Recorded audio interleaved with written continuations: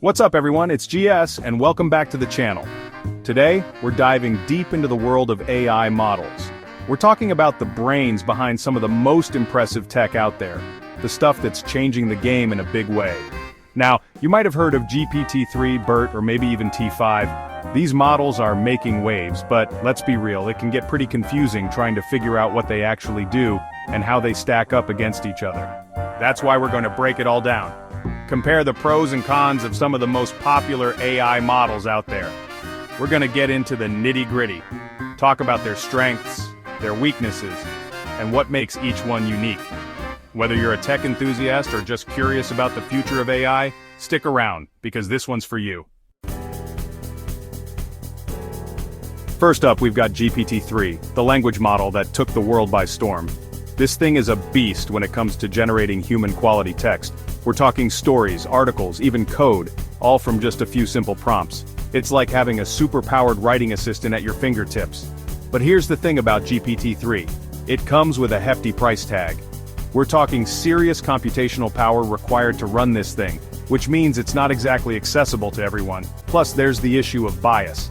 Like any AI trained on massive amounts of data, GPT-3 can sometimes reflect the biases present in that data. Don't get me wrong, GPT-3 is an incredible feat of engineering, and its ability to generate creative text formats is mind-blowing. But it's important to be aware of its limitations, especially when it comes to cost and potential biases in its output. Next up is BERT, which stands for Bidirectional Encoder Representations from Transformers. Yeah, it's a mouthful, but trust me, this model is a big deal. BERT excels at understanding the context and nuances of language. Think about it. When we communicate, we rely on context to understand the true meaning of words and sentences. BERT gets that. It's like that friend who always picks up on the subtle cues in a conversation. This makes BERT incredibly powerful for tasks like sentiment analysis, question answering, and natural language inference, where understanding context is key. However, while BERT is amazing at understanding language, it's not as strong when it comes to generating long-form, coherent text. It's more of a specialist, excelling in specific areas, but not quite the all-rounder that GPT-3 aims to be.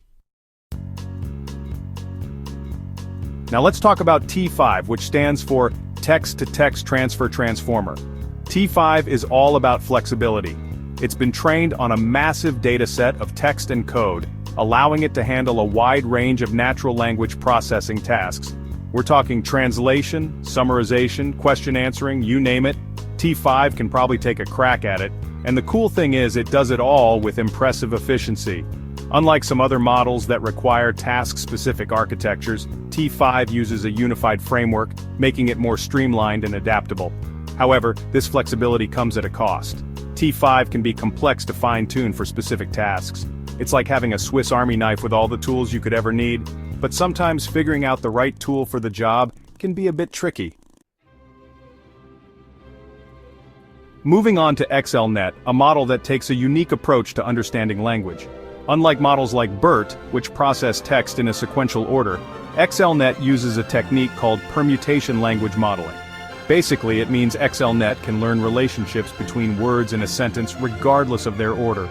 This allows it to capture a deeper understanding of language and leads to impressive performance on a variety of tasks, outperforming even BERT in some cases. But here's the catch. All that performance comes at a cost. XLNet is a resource-intensive model, requiring significant computational power and time to train.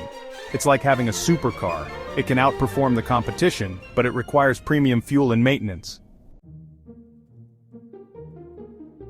Last but not least, we have RoBERTa, which stands for Robustly Optimized BERT Approach. Think of RoBERTa as BERT's bigger, stronger sibling.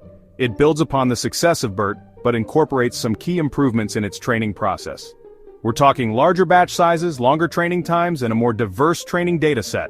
These enhancements result in a model that's even better at understanding and processing language, achieving state-of-the-art results on various benchmarks, but with great power comes, you guessed it, greater computational demands. RoBERTa's impressive performance comes at the cost of increased resource requirements, making it more challenging to deploy and utilize, especially for those without access to powerful hardware and massive datasets. And there you have it, a quick comparison of some of the leading AI models today. From the language generation prowess of GPT-3 to the contextual understanding of BERT, each model brings its own unique strengths to the table. It's like having a team of specialized AI agents, each with their own expertise. But as we've seen, there's no one-size-fits-all solution in the world of AI. Each model has its own strengths and weaknesses, so the best choice really depends on your specific needs and the task at hand. Do you need creative text generation? Go with GPT-3. Need to understand the sentiment of a tweet? BERT's your guy. Thanks for watching, and don't forget to like and subscribe for more tech insights. We'll keep you updated on all the latest advancements in the world of AI because let's be real, this stuff is only going to get more interesting from here.